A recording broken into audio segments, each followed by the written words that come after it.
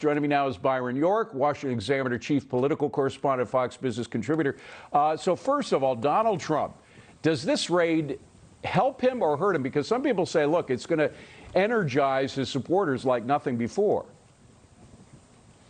Well, in the long run, we have to find out what it's about, what was revealed, what the case is, all of that stuff. We just don't know. But certainly in the short run, it has really electrified Trump supporters.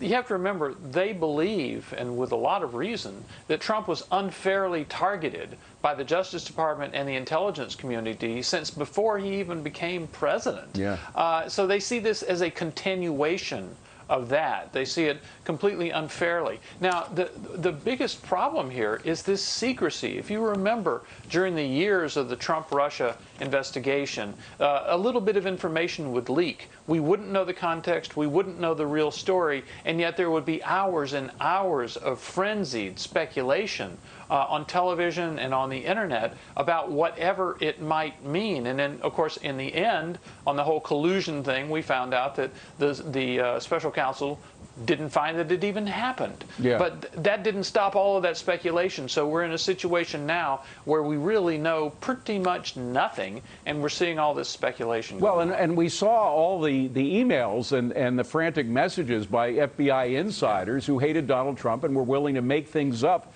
in order to make him look bad. And this is just an extension of all this. But Republicans are not taking a line down. We've already heard from Mr. McCarthy, Kevin McCarthy, who may be the next Speaker of the House if Republicans win in November.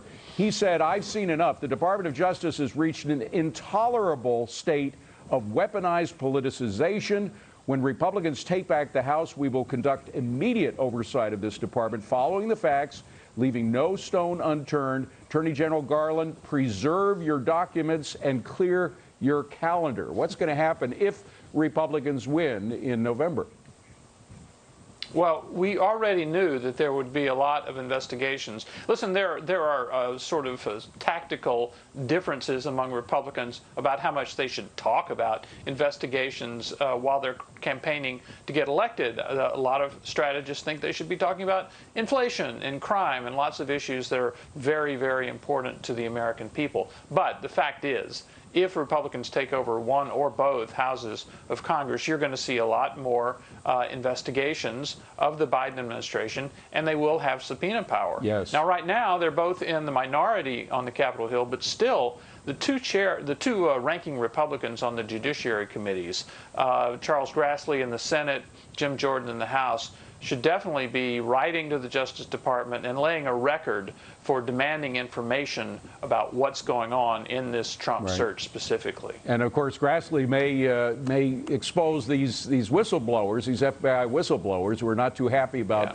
the way that institution has become politicized. And Byron, you and I remember what happened the last time the FBI was exposed as being politicized back in the 70s and the 80s. We had these hearings. It started with the church hearings back in 1975 because of what Nixon had done during Watergate. We thought we'd cleaned up the FBI. Is it just incorrigible? Is there nothing that will prevent it from becoming at times a political institution? Well, it's hard not to think that. Now, we should remember that a large part, the majority of the FBI, is going after bad guys. I mean, they're going after bank robbers and terrorists and all sorts of really but you know bad what I'm criminals. Talking about. But there is a hyper-politicized group at the very top of the FBI in the Washington headquarters. And have to remember, in the 2016 election, we had an election in which both major party candidates were under investigation by the FBI. Now, you may say they were both kind of squirrely candidates, but there's something wrong with what's going on there, and that has continued now to the pursuit of a former president. By the way, a particular bit of interest is that Christopher Wray was one of the people who was accused of giving Sandy Berger an easy time because he just had a misdemeanor for stealing documents. Everything comes full circle. At the time, he was director of DOJ's criminal division. Now he's head of the FBI and still in the center of a storm. Meanwhile, and we got to end with this, Joe Biden's got a new look. It's called Dark Brandon. That's how it's being branded. I want to show you. I think we have a picture of it, if I can. He's got these radioactive eyes that he's looking at. There it is. The White House somehow thinks that particularly after a heavy-handed FBI raid of a political rival, somehow this look is going to help Biden. Do you think it's going to help?